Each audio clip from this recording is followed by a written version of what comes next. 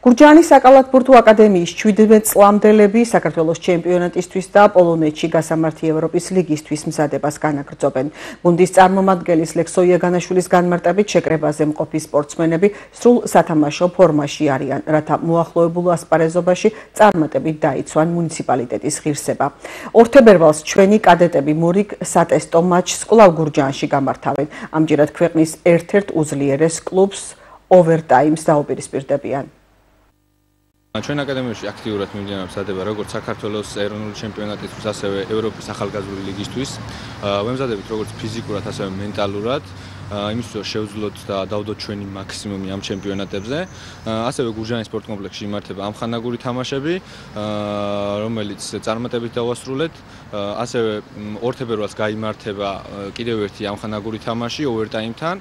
შეუძლია მაყურებელს მობრძანდეს, დაესწროს და როგორც ღონისძიება, ისე იქნება, იმ სახით ჩატარდება ეს. მთელი დღის განმავლობაში მიმდინარეობს და დილიდან საღამომდე გაიმართება თამაშები.